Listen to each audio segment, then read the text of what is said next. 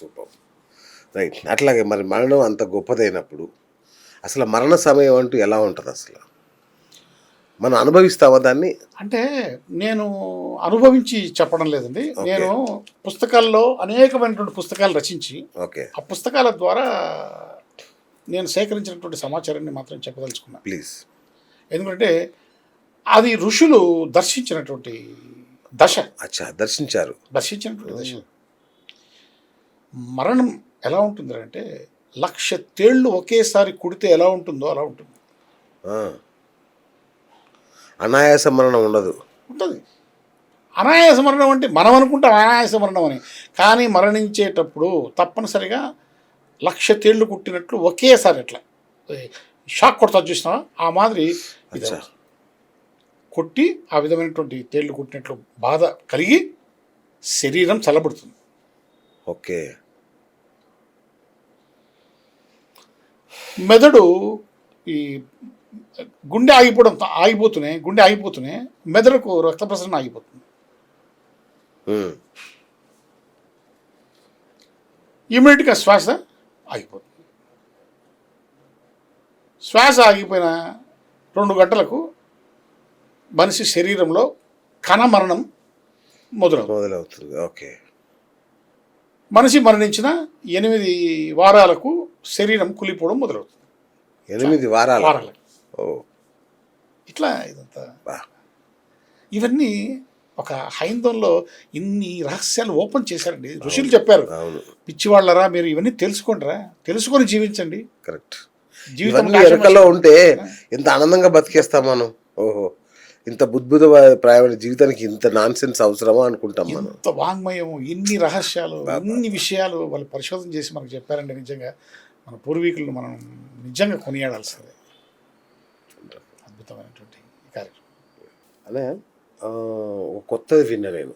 అంటే ఆత్మహత్య చేసుకునే పద్ధతి ఒకటి సల్లేఖన వ్రతం అంటారని, అది అందరూ చాలా ఇష్టంగా చేస్తారని విన్నా. ఏంటి సల్లేఖన వ్రతం? ఇది భారతీయ హైందవ ధర్మశాస్త్రాల్లో అనుమతించబడినటువంటి ఒక మరణ ప్రక్రియ. ఓకే. అంటే నయం కాని వ్యాధులతో ఓకే. బాధపడేవారు, తీరని వృద్ధాప్యంతో బాధపడేవారికి ఈ సల్లేఖన వ్రతం అనేటువంటి మరణం స్వచ్ఛంద మరణం ఓకే. అనుమతించబడ్డాయి మన శాస్త్రాలు. ఓహో, మెర్సీ కిల్లింగ్ లాగా శాస్త్రాలు అనుమతించాయి. అచ్చా. ఎలా అంటాము, అగ్ని పేర్చుకొని అందులోకి ప్రవేశించడం, ఆ. పర్వత శిఖరాల మీద నుంచి దూకి ఆ. ప్రవహించే నదిలో కలిసిపోవడం, ఓకే. నిరాహారిగా మారిపోయి ఆహారం తీసుకోకుండా, నీళ్లు తీసుకోకుండా, గాలి కూడా పీల్చుకోకుండా మరణించడం, ఇలాంటివన్నీ కూడా బా. మన శాస్త్రాలు అనుమతించాయి. ఓకే. ఎందుకంటే ఇది తప్పు లేదు, రైట్. ఈ సందర్భాలలో తప్పు లేదు, చేసుకోవచ్చు, ఓకే. ప్రాణత్యాగం చేయొచ్చు. నాట్ ఆత్మహత్య, ప్రాణత్యాగం. ఎవరికి భారం కాకుండా, ఎవరిని ఇబ్బంది పెట్టకుండా.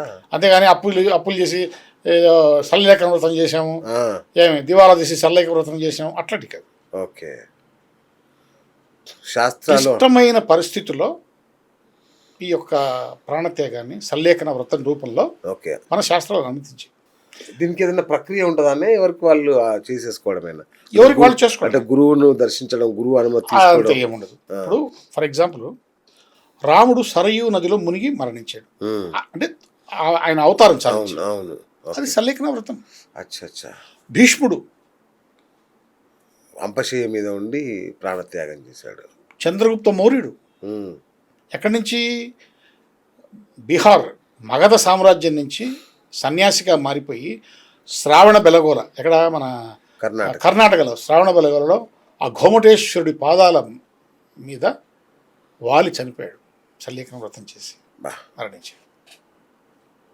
సో ఇది కూడా మరణం కూడా కొంచెం అద్భుతంగా జీవించడమే కాదు, అద్భుతంగా మరణించడం కూడా గొప్ప విషయం. శరభంగ మహాముని వీళ్ళిద్దరూ శ్రీరాముణ్ణి దర్శనం చేసుకొని దర్శనానంతరం అక్కడే ప్రాణత్యాగం చేశారు. ఓకే. ఇక చాలు ఈ జీవితానికి. చంద్రశేఖరేంద్ర భారతి ఆయన పీఠాధిపతి, శృంగేరి పీఠాధిపతి. ఆ శృంగేరి పీఠాధిపతి, ఆ, ఆయన తుంగభద్ర నదిలో మునిగి ప్రాణత్యాగం చేశారు. ఇది సల్లేఖన వ్రతంలో ఉన్నటువంటి గొప్పతనం. బా, ఏ మతంలో నీకు ఇలాంటి అవును. అనుమతించబడ్డ ప్రాణత్యాగం లేదు. లేదు. తెలియదు వాళ్ళకు, ఎలా మరణించాలో కూడా తెలియదు. అవును. దుర్మార్గంగా మనుషులను చంపడం తప్ప, అవును. కసాయితనం తప్ప అద్భుతంగా మరణించడం అనేటువంటి తెలియదు, ఆ మతాలకు తెలియదు. వింటుంటేనే అసలు గూస్ బంప్స్ అసలు. చాలా అద్భుతం. సల్లేఖన వ్రతం. ఇంకోటి చిన్న విషయం చెప్తాను ఇక్కడ. అన్న ఒక వ్యక్తి మరణించిన తర్వాత 3వ రోజు మనం దినం చేస్తాం. ఎందుకు చేస్తాం? ఏదో 3వ రోజు దినమంటబ్బా అనేసి 3వ రోజు, 5వ రోజు, 11వ రోజు అనుకుంటాం, ఏదో పోతాం వస్తాం. అసలు ఏంటి దాని యొక్క ఉద్దేశం? 3వ రోజు దినం ఎందుకు చేస్తానంటే, ఒక వ్యక్తి మరణించేటువంటి సమయంలో బ్రహ్మకపాలం నుంచి ఆత్మ బయటికి వెళ్ళిపోతుంది, ప్రాణం బయటికి పోతుంది. మొదటి రోజు భౌతిక శరీరం విసర్జించబడుతుంది. అవును. 2వ రోజు సూక్ష్మ శరీరం విసర్జించబడుతుంది. ఓకే. 3వ రోజు కారణ శరీరం విసర్జించబడుతుంది. ఓకే.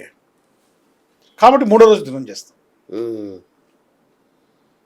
ఇప్పుడు ఒక వ్యక్తికి మనం ఈ 3వ రోజు దినానికి మాత్రం ఏం చేస్తాము అంటే, ముఖ్యంగా రక్త సంబంధికులు, బంధువులు మాత్రమే అటెండ్ అవుతారు. అవును. ఓకే, భోజనం చేస్తారు. దీంట్లో ఆంతర్యం ఏంటంటే, ఆ మరణించిన వ్యక్తి తాలూకు కర్మశేషం ఏదైనా మిగిలి ఉంటే ఆయన పేరుతో పెట్టినటువంటి ఈ భోజనాన్ని, ఈ ఆహారాన్ని అందరూ భుజించడం వల్ల ఆ కర్మశేషాన్ని వీళ్ళంతా పంచుకుంటారు, రక్త సంబంధికులు పంచుకొని ఆయన్ను విడుదల చేస్తారు. అచ్చా అచ్చా అచ్చా అచ్చా, గొప్ప ఆలోచన. ఇంకో తమాష ఉంది. 12వ రోజు, 11వ రోజు కానీ 12వ రోజు కానీ మనం పెద్ద దినం అని చేస్తాం. ఎందుకు చేస్తాము తెలియదు. అంటే అప్పటిదాకా ఆత్మ ఇక్కడే ఉంటుంది, అప్పుడు ఊర్ధ్వలోకాలకు పోద్ది అంటారు. కాదు, ఒక మనిషి పుట్టిన తర్వాత 11వ రోజు కానీ 12వ రోజు కానీ నామకరణం చేస్తాం. ఓకే. అలాగే ఒక వ్యక్తి మరణించిన తర్వాత 11వ రోజు కానీ 12వ రోజు కానీ మనం కర్మకాండ చేయాలి, దినం చేస్తాం. దినం అక్కడ పేరు పెట్టాం, ఇక్కడ పూర్తిగా ఆయన్ను సాగనంపిస్తాం. ఇక్కడ ఏంటంటే, వ్యక్తి మరణించే ముందు కొన్ని నిమిషాల ముందు ఆ వ్యక్తి శరీరానికి, ఈ భూమికి కనెక్షను, లింక్స్ పోతాయి. ఓకే. లింక్స్ పోయి నెట్వర్క్ స్టాప్ అయిపోతుంది. ఇమ్మీడియట్గా ఈ ఆత్మకు, ఊర్ధ్వలోకాలకు నెట్వర్క్ సిగ్నల్స్ అందేసి నెట్వర్క్ స్టార్ట్ అవుతుంది. అక్కడ నెట్వర్క్ స్టార్ట్ అవుతుంది, ఇది పోతుంది, అక్కడ స్టార్ట్ అవుతుంది. అందుకనే ఆత్మ చూస్తూ ఉంటుంది, ఎవరితో మాట్లాడలేదు, ఇక్కడ తిరుగుతుంది, కానీ ఎవరిని టచ్ చేసినా కూడా తగలదు. Network problem. ఓకే.